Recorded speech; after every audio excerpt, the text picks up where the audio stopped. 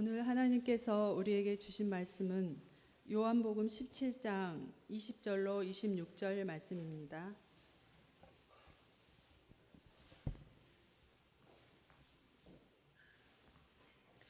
이제 봉독합니다. 하나님의 말씀을 경청하십시오. 내가 비옵는 것은 이 사람들만 위함이 아니요 또 그들의 말로 말미암아 나를 믿는 사람들도 위함이니, 아버지여, 아버지께서 내 안에 내가 아버지 안에 있는 것 같이 그들도 다 하나가 되어 우리 안에 있게 하사 세상으로 아버지께서 나를 보내신 것을 믿게 하옵소서. 내게 주신 영광을 내가 그들에게 주었사오니 이는 우리가 하나가 된 것 같이 그들도 하나가 되게 하려 함이니이다. 곧 내가 그들 안에 있고 아버지께서 내 안에 계시어 그들로 온전함을 이루어 하나가 되게 하려 함은 아버지께서 나를 보내신 것과 또 나를 사랑하심 같이 그들도 사랑하신 것을 세상으로 알게 하려 함이로소이다. 아버지여, 내게 주신 자도 나 있는 곳에 나와 함께 있어 아버지께서 창세 전부터 나를 사랑하심으로 내게 주신 나의 영광을 그들로 보게 하시기를 원하옵나이다. 의로우신 아버지여, 세상이 아버지를 알지 못하여도 나는 아버지를 알았사옵고 그들도 아버지께서 나를 보내신 줄 알았사옵나이다. 내가 아버지의 이름을 그들에게 알게 하였고 또 알게 하리니 이는 나를 사랑하신 사랑이 그들 안에 있고 나도 그들 안에 있게 하려 함이니이다. 아멘. 하나님께서 이 말씀을 통해 우리에게 은혜 주시기를 원합니다. 사랑의 주여 하나님, 감사합니다. 주님께서 들려주시는 귀한 말씀을 듣는 시간입니다. 우리의 귀를 열고 우리의 마음을 열어 주님 말씀 듣게 하시고 들려주신 그 말씀 마음에 새겨 우리가 살아가는 믿음의 여정 속에 굳건하게 살아가는 복음의 진리가 되게 하시고 그 말씀으로 하나님의 뜻을 이루고 주님의 나라를 이루어갈 수 있도록 주님 함께하여 주옵소서. 예수님의 이름으로 기도드립니다. 아멘. 세계 성찬 주일입니다. 10월 첫 번째 주일에 세계 성찬 주일로 저희들이 지키면서 전 세계에 흩어져 있는 그리스도인들이 또 그리스도의 몸된 교회들이 우리라 하나로 연결되어져 있다 하는 것을 기억하는 그 주일이 바로 세계 성찬 주일입니다. 한국 교회와 시리아 교회가, 또 시리아 교회와 아프리카 교회가, 또 남미에 있는 교회가 북미에 있는 교회와 서로 그리스도에게 속한 교회들이 서로의 그 복음의 진리의 말씀을 함께 나누고 특별히 성찬을 통하여서 주님 베푸신 떡과 잔으로 그리고 몸과 피로 우리가 하나가 되어 이 땅에서 살아가고 있다고 하는 것을 고백하는 주일, 그리고 그 예전이 바로 세계 성찬 주일입니다.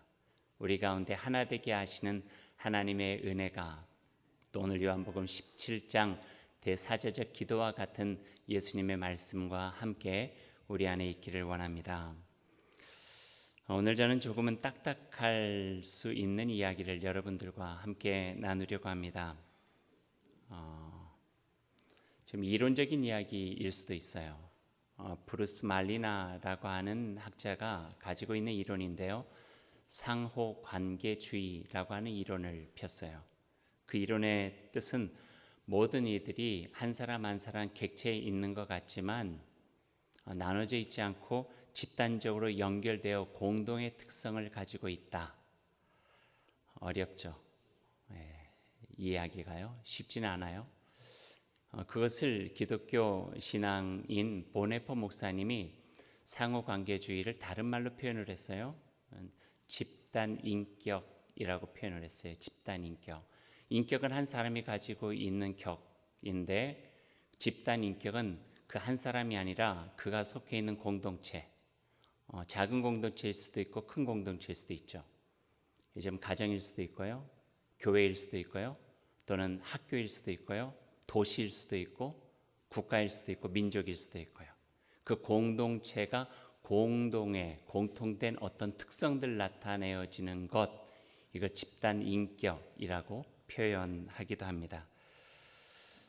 제가 설명하면서도 참 어렵다 하는 생각이 들어요. 한번 제가 노력해 볼게요. 쉽게 한번 예를 들어서 표현해 볼게요. 제가 아는 선배 하나는 꼭 어떤 이야기를 하다가 쉽게 말해서 라고 하고 또 이야기를 하는데 그게 더 어려워가지고 좀 그런 분이 계세요. 근데 정말 쉽게 좀 이해가 돼야 되는데 이렇게 예를 한번 저에게 해당된 예를 들어볼게요. 제가 우리 교회 부임한 지가 11년 됐어요. 벌써 2008년에 여기 오게 됐으니까요. 그전에는 캐나다에 있는 토론토 이민교회에서 목회를 했죠. 6월쯤에 우리 교회에서 저희 청빙이 결정되고 난 다음에 교인들에게 그 과정들에 대해서 설명을 할 수밖에 없었어요. 그래서 교인들에게 예배 시간에 광고 시간에 성도 여러분 아시긴 하지만 9월부터 제가 한국으로 돌아가게 됩니다. 광주에 있는 다일교회로 부임하게 되었습니다. 라고 광고를 했어요. 예배가 끝나고 난 다음에 몇 분이 저에게 오셔서 목사님 어디 가신다고요? 그래서 광주에 있는 다일교회로 가게 된다고. 그랬더니 그분들이 그렇게 많지는 않았지만 저에게 꼭 광주로 가셔야 돼요? 그러는 거예요. 그래서 서운해서 잡으려고 그런 줄 알았어요. 그랬더니 그게 아니라 광주 무서운데 왜 무서운 데로 가시려고 그러냐 하는 거예요. 그리고 그 무서운 도시 광주에서 제가 11년 동안 굳건하게 지금 목회를 잘 하고 있습니다. 어떤 사람에게 느껴지는 이미지, 이게 집단인격이라는 거예요. 광주가 그런 도시인가요? 아니죠. 어떤 이에게는 민주화, 인권의 도시, 문화의 도시, 예향의 도시 이렇게 이해가 될 수도 있겠지만 또 어떤 이들에게는 좀 무서운 도시, 위험한 도시 이렇게도 느껴질 수 있다고 하는 거예요.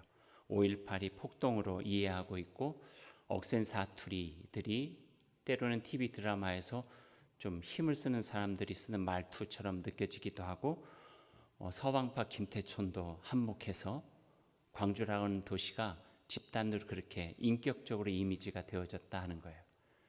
이걸 상호 관계주의라고도 표현할 수 있고 집단 인격이라고도 표현할 수 있다 하는 거예요. 또 다른 예를 한번 들어볼게요. 또 쉽게 좀 설명을 하기 위해서 어려워지면 안 되는데요. 고대 도시 중에 두 도시가 굉장히 독특한 자기의 특성을 가지고 있는 도시가 있었어요. 하나는 스파르타, 또 하나는 아테네. 우리가 스파르타 하면 어떤 이미지를 갖게 되나요? 강력한 육체적인 훈련을 통해서 조직적인 어떤 그런 도시국가, 스파르타. 그래서 스파르타식 교육을 한다. 그럼 벌써 딱 각이 쓰잖아요. 어떤 것이 여지가 없이 철저한 훈련을 통해 가지고 목표를 지향하면서 최선을 다하는 어떤 그런 모습들, 이런 것들이 스파르타식 이런 데서 느껴지게 되잖아요. 그에 반해서 아테네라고 하면은요, 거기는 학문적 지성, 토론과 대화를 통해서 철학적 사유를 중심으로 한 지성의 도시, 철학의 도시, 아테네 이야기할 수가 있을 것 같아요. 똑같은 사람인데 스파르타에서 태어나고 똑같은 사람인데 아테네에서 태어나요. 하지만 집단적으로 가지고 있는 인격 속에서 커나감으로 인해서 그 사람은 스파르탄이도 되고 어떤 사람은 아테니언도 된다 하는 거예요. 그게 집단 지성이라고 하는 거예요. 무슨 이야기를 하고 싶어서 이런 이야기를 오늘 서두에 장황하게 하는가 이런 생각을 하실 수도 있겠죠. 그럼 조금 더 이야기를 더 해보죠.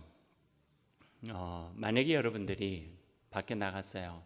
우연히 어떤 사람을 만났어요. 잘 알지 못하는 분이에요. 이런 이야기 저런 이야기 하다가 그분이 여러분에게 이렇게 질문해요. 혹시 종교를 가지고 계세요? 예, 기독교 신앙을 가지고 있는데요. 전 예수 믿는 사람이에요. 교회를 다녀요. 그렇게 이야기를 했어요.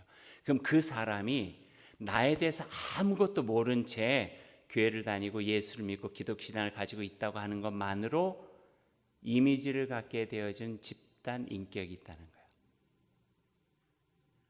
어떤 느낌으로 받아들이는가? 이게 굉장히 중요하다는 거예요. 제가 그 이야기를 좀 더 여러분과 하기 위해서 오늘 성찬주일에 오늘 서론을 이야기를 하게 됐어요. 오래전에는요, 우리 한국에 1800년대 중후반에 기독교 개신교가 들어와서 일제시대를 지나고 또 6.25 전쟁이 일어나기 전까지의 기독교 신앙을 가지고 있는 예수 믿는 사람들이 가지고 있는 이미지가 있었어요.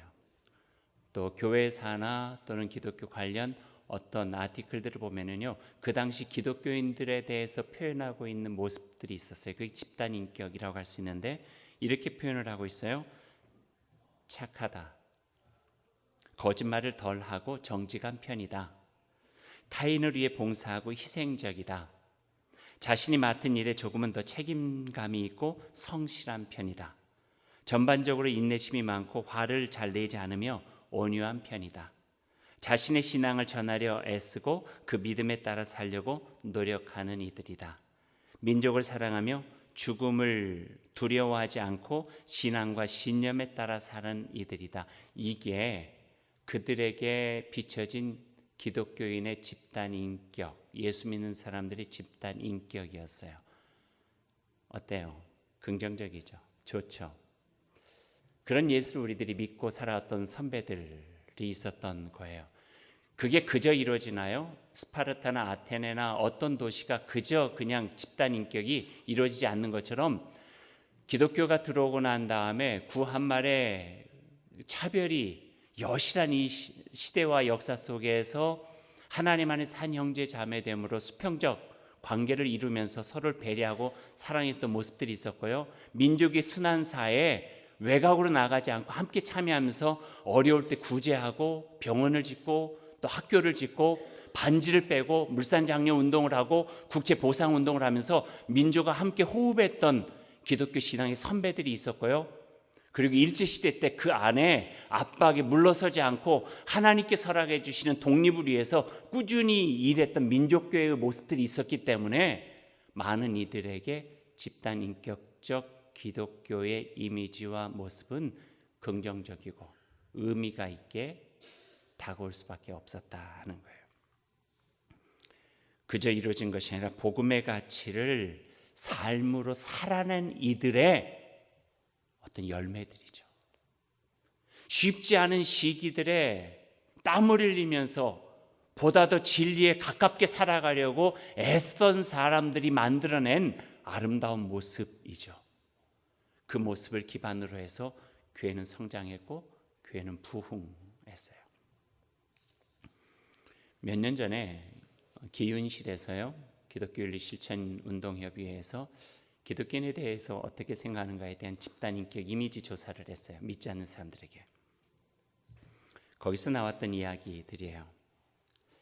상당히 계산적이다, 자기들끼리만 친하다, 말과 행동이 다르다, 교회와 다른 사람들의 흉을 잘 보고 불평이 많다, 사람들과 잘 어울리지 못하고 그들은 생각이 좀 다른 사람들 같다, 외모와 말투는 착한 것 같은데 왠지 얄밉다. 저는 마지막이 참 그래요. 왠지 얄밉다. 왜 기독교인이 얄미운 사람이 되어버렸을까? 이런 생각이 드는 거예요. 여러분 어떻게 생각하세요? 억울해요. 속상해요. 화도 나게 돼요. 그러나 이게 한 60, 70년 동안 기독교가 한국 사회 속에 존재하면서 다른 사람들의 마음속에 인식되어 버려진 집단 인격이라고 한다면 조금 더 깊게 생각해 봐야 될 것 같아요. 또 하나의 예를 하나 들어드릴게요. 참 이건 제가 이민교회 하면서 들었던 참 슬픈 유머예요. 슬픈 유머. 이민교회가 분열이 많아요. 갈등도 많고 1년 안에 교회 하나가 서너 개가 되는 것들이 쉽게 되어져요. 좋은 의미로 막 개척하고 나가가지고 긍정적으로 격려하고 축복하는 것이 아니라 안 좋아서 마음이 달라서 싸워서 분열해서 나눠지는 경우들이 너무 많거든요. 그러다 보니까 만들어진 슬픈 유머 하나가 있어요. 이런 거예요. 식당에서 밥을 먹다가 한 식탁에 앉아있는 몇 분이 갑자기 잘 먹던 식탁에서 싸마기 시작한 거예요. 막 언성이 높아지고 옆에 있는 밥 먹는 사람들에게 방해가 되기 시작한 거예요. 그때 식당 주인이 그 다투고 있는 사람들한테 가서 한다는 이야기가, 여기서 왜 싸워요? 얘가 교회인 줄 아세요? 그랬대요. 이게 슬픈 유머예요. 그런데 그 말을 들으면서 항변할 수 없는 경험들이 교회 안에 있었다 하는 거죠. 아픔이에요. 이 모습을 보면서 지금은 다 엉망이고 헝클어졌지만 그럼에도 불구하고 성서 속에서 또는 기독교의 역사 속에서 결코 그러지 않았던 모습들을 기억해낼 수밖에 없어요. 초대교회 기독교 원형적 모습, 1세기 기독교인들의 모습을 보면은 지금 우리들이 갖고 있는 생각과는 전혀 다른 모습이 있었어요. 로마 제국에서 기독교인들의 수가 점점 불어나는 것을 보면서 점점 위협이 되는 거예요. 저들이 어떤 그 조직이고 어떤 공동체인데 저들에 대해서 제대로 알아야 우리들이 그들에 대해서 잘 대항할 수 있겠다. 그래서 생각해서 그 사람들에게 잘 살피기 위해서 한 사람을 파견을 해요. 그래서 그 사람이 엄명, 왕의 명령을 가지고 그 기독교 단체, 초대교회 모습들을 살피기 시작한 거예요. 여러모로 이곳 저곳에 살피고 다른 공동체들도 다 다니면서 기독교인들이 어떤 사람들인가에 대해서 리포트를 써가지고 황제에다가 낸 어떤 편지, 글 하나가 지금 교회사 속에서 우리에게 전해내려고 있어요. 그 이름이 디오그네투스 편지라는 거예요. 그 정찰 나갔던 사람의 이름이 디오그네투스고요. 그 사람이 이렇게 초대교회 기독교 공동체에 대한 집단 인격을 표현하고 있어요. 그들은 공동 식사는 하지만 공동으로 잠자리하지 않습니다. 그들은 육체를 가지고 있지만 육체의 정욕을 따라 살지 않습니다. 그들은 이 땅에서 살지만 하늘에 속한 자처럼 살아갑니다. 그들은 모든 사람을 사랑하면서도 모든 사람들에게 핍박을 당합니다. 그들은 죄인이 되어 죽임을 당하지만 죽지 않을 자처럼 살아갑니다.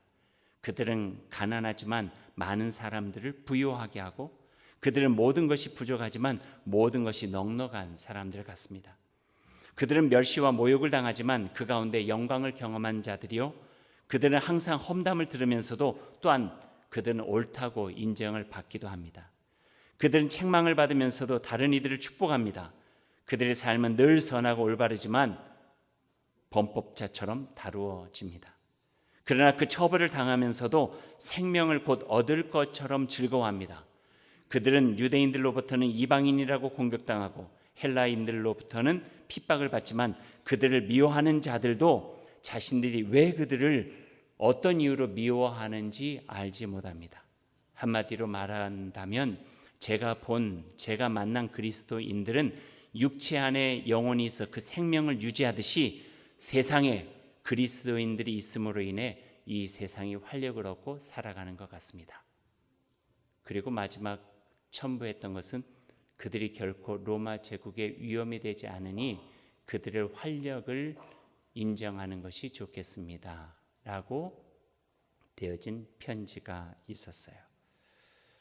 이런 집단 인격 이론을 보면은요, 적어도 기독교 신앙을 가진 사람들은 보편적으로 정직하고 성실하고 사람을 차별하지 않고 다른 이들을 배려하고 어려움과 힘든 삶이 있을지라도 잘 견뎌내는 인내가 있고 자기의 삶 속에서 더욱더 가치 있고 의미 있는 것을 위해서 자신의 삶의 손해가 된다 할지라도 최선을 다하는 이들, 바로 이들이 기독교인이 누구냐라고 말할 때 이야기할 수 있는 부분이라 하는 거죠. 세계 성찬주일이에요. 온 세계에 흩어져 있는 기독교인들이 있어요. 그 시대와 삶의 상황과 환경 여건 속에서 어떤 이는 핍박 속에서 살아가고요, 어떤 이들은 편안함 속에서 살아가기도 해요.